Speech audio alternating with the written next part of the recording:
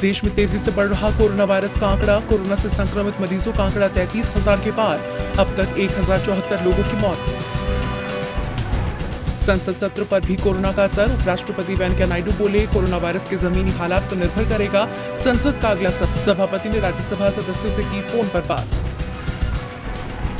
Corona महामारी के बीच पान मसाला च्युइंगम के उत्पादन और बिक्री पर लगेगी रोक। गृह मंत्रालय ने कहा, नई गाइडलाइन 4 मई से होंगी लागू, जल्द किया जाएगा ऐलान। केंद्र सरकार के कर्मचारियों के लिए आरोग्य सेतु ऐप डाउनलोड करना जरूरी। कर्मचारियों को ऑफिस आने से पहले ऐप पर करना होगा अपना स्टेटस चेक। ऐप पर सेफ या लो रिस्क का स्टेटस दिखने पर ही होगी दफ्तर में एंट्री। कोरोना पर कांग्रेस का मंथन। राहुल गांधी से आरबीआई के पूर्व गवर्नर रघुराम राजन के साथ की चर्चा। राहुल से बोले रघुराम राजन, गरीबों की मदद के लिए 65,000 करोड़ रुपए की जरूरत। पंजाब सरकार का फैसला, राज्य में 17 मई तक बढ़ा लॉकडाउन। सुबह 7 से 11 बजे तक जरूरी सामान खरीदने के लिए मिलेगी छूट। उत्तर प्रदेश सीएम योगी आदित्यनाथ को मंत्रियों का सुझाव, चरणबद्ध तरीके से खोले लॉकडाउन। देश में तेजी से फैल रहा है कोरोना वायरस का संक्रमण।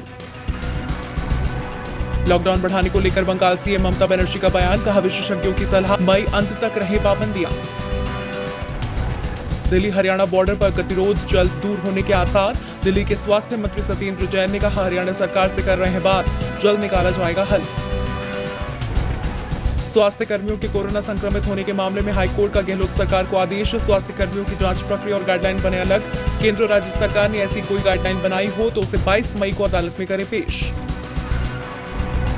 कोरोना संकट में चीन से मुंह मोड़ रहे उद्योगों को छत्तीसगढ़ लाने की तैयारी। राज्य सरकार ने विदेशी निवेश को दी मंजूरी। मुख्यमंत्री भूपेश बघेल ने जताई सहमति। यूएसए, जापान, दक्षिण कोरिया, ताइवान और वियतनाम को करेंगे आमंत्रित। महाराष्ट्र के सियासी संकट पर बोले देवेंद्र फडणवीस, बीजेपी पीछे के दरवाजे से घुसकर राजनीति करने में नहीं रखती कोई रुचि। सीएम उद्धव ठाकरे ने विधान परिषद मामले पर प्रधानमंत्री नरेंद्र मोदी से फोन पर बात कर हस्तक्षेप करने की मांग।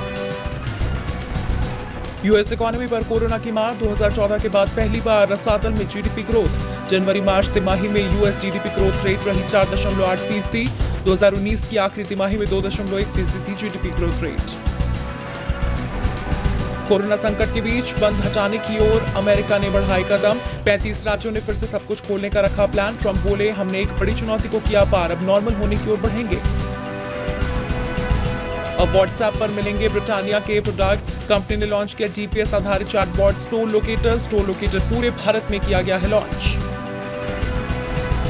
माइक्रोसॉफ्ट को 2020 की तीसरी तिमाही में 81,000 करोड़ रुपए का मुनाफा। पिछले साल के मुकाबले 22% ज्यादा वर्क फ्रॉम होम बढ़ने के कारण क्लाउड प्लेटफॉर्म एजियो ने की जबरदस्त कमाई।